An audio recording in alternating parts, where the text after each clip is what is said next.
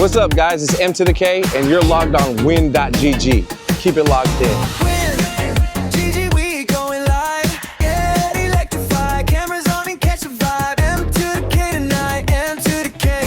Could M2thaK have came from anywhere other than Las Vegas? I don't think so. I don't think I could have came from anywhere other than Las Vegas because that's just how my storyboard is. I was born and raised in Las Vegas, the city of entertainment. It's the capital of the world of entertainment. It's America's playground. People come from all over the world to come to Las Vegas to see shows, to travel and tourism, conventions, and all that built me to be the entertainer that I am today. Like when I'm playing all this special gameplay for my big wins, when you see me get that big win, you just see me like going crazy. Why do I think I survived out of all these YouTubers from the same era as me that, you know, like I come from an era in YouTube where a lot of people, you know, are not around and I'm still relevant, is because I've always probably been a little bit ahead of my curve.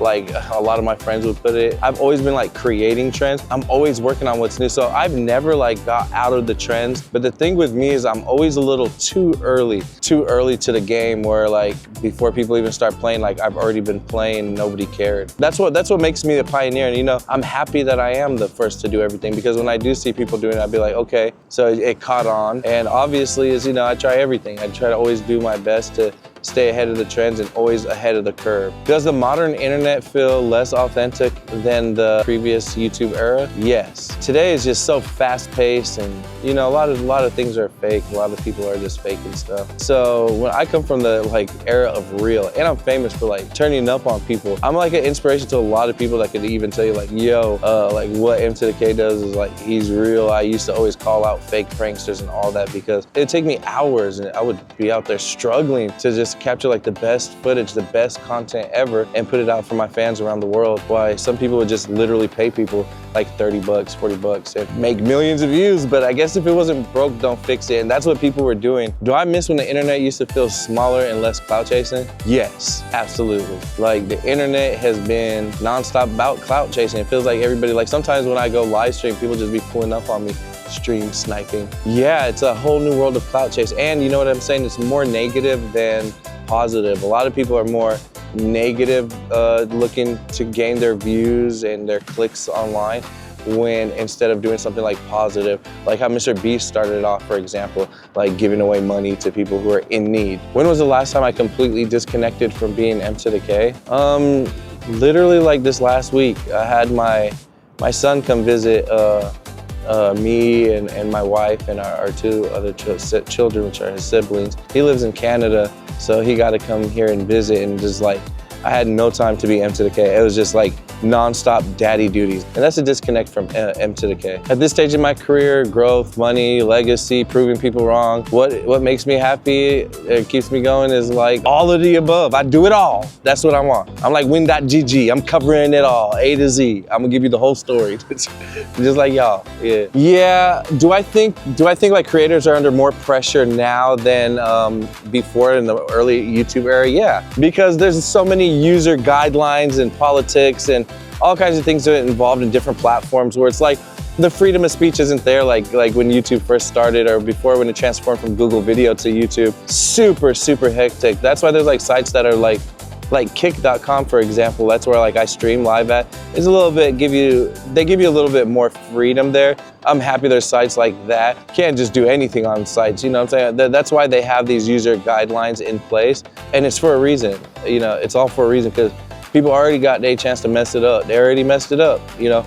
And with everybody making their mistakes and, you know, it's like troubleshooting. They figured it out. They're like, that's right, that's wrong. You can do this, you can't do this. You shouldn't be driving and streaming and crashing cars and not paying attention to the road. So yeah, is there ever a point where I ever walked away from content creation completely? I think the right thing to say is I wasn't consistent and I was focused on more of helping like maybe somebody I was working with or my friends at the time. As you know, I was with Soulja Boy, I've been signed with Monster. So I've done a lot of my work focused in time and a lot of my years with helping others. And you know, that takes a big toll on my own persona and my own talents and deprives my own occult following and my fans around the world that are like, yo, knock, where are you? Where have you been? And you know, those things do hit hard. Yeah, I do talk about experiences, and I do talk about like, what can I do to be the biggest? What could I do next on my streams? And what am I looking forward to doing that's somebody has not done? I want to go live in like the middle of like the safari, or like in the dunes in Morocco. Though I'd love to do a live stream in Morocco, or like in Paris, France, in front of the real Eiffel Tower. I have something up my sleeve too that, you know, everything I have done has been world renowned, caused attention in the iGaming community, caused a disruption in the casino industry, online casino industry. So I'm gonna just keep on doing that and staying focused on that. And I do have something big up my sleeves. I don't wanna give you guys too much information, but when it does come closer to the time, I'm only gonna come and talk to you guys here at win.gg first. As being an online content creator, looking at other people's content, does it make me feel like, you know, I could still fall into the storyboard of it and all that? Absolutely, yes. I can still be a fan of others. I can still scroll and see other people's content, and even knowing how they created the content, knowing that it may be fake or it might not be what it seems to be on the screen. But I think me, yeah, I could still like to watch people's content, and I'm still a fan of a lot of people's content. After spending so many years online, when I go out, can I enjoy anything privately, or does everything I see is like content creation? It's like work and life balance. It's like I'm always filming something. I'm always like out. You know, that's how everything comes about. It's like I'm out enjoying my life, and during my life, I create content. I can make videos. I can do whatever it is, and people love it, and I share it with people around the world. And it's just what I like. What's so crazy about it is when I see something, I'm doing something in my real life, right? And I share it with people around the world, and it just like instantly just gravitates to everybody. Everybody like is just like watching my videos, and they all write a message, they all interact with it, because it's something that they do as well, because they're in their private lives and they do the same stuff. They may just not capture it on camera, but I did. Do internet audiences eventually train us creators to chase bigger and bigger moments? Yeah, I think it's always about just like chasing the next biggest thing, especially for a content creator that's always looking for like what's the biggest thing they can do. There's a lot of content creators that are just after the biggest thing every day. So I think, yeah, at some point. But for me, I'm in a different level. I'm looking for the biggest wins every day. Some days I get like a $10,000 win, 8K win, multiple in the same session. And then sometimes I could hit that 50K, double my whole 50K to 100K, and then get that 100K to 230K and leave the night. And then guess what? These is the moments that I like to give to the fans. Let them see the most craziest iGaming moments in the world. And I want to be able to provide it to them and let them feel like they is my friend with me. Everybody who's on the chat watching, it's like they winning with me. Do I think the audiences connect with somebody who's being like more spectile, or somebody who's just being more authentic?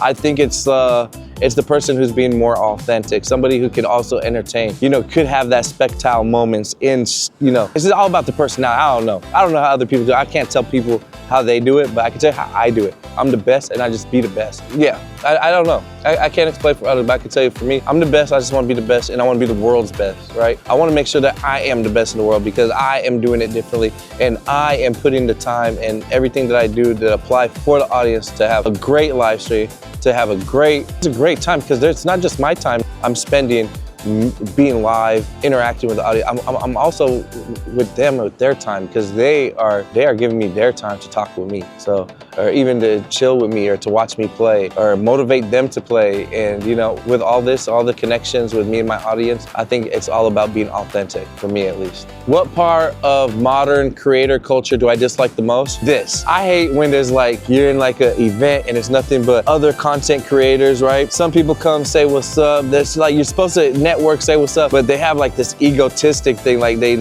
think they might be like too famous, but they're all in the same room as you. They don't want, like, they be acting like, oh yeah, what's up, yeah, you know, it's like high school. It's like they think they're just like too popular, too cool, and you're a geek or something, treat you like a geek because they may have more followers than you, or they may make more money than you, or whatever it may be in the case that they feel like they're egotistic and they should be up on a pedestal. That's maybe something I don't like in a creator culture, because I don't need to beef with anyone. I make too much money gambling to have to beef with anyone. What would surprise viewers most about me off camera is that a real straightforward guy. You see the goofy side of me, you guys see me have fun all the time, but then like sometimes off camera, you know, sometimes I just want to rest, spend that time with my family. Like I said, is most important. It's all about me just being at home, watching my kids grow, and me teaching them what's right, what's from wrong, and just watching, because you know, these times they go so fast. Just like you guys, when you grew up with your parents, you see how fast it is. You see how fast time goes. Every moment with your family, do the best you can do, be the best you can be, and watch me. Yeah, man, win.gg, man. Thank you for having me. I appreciate you guys.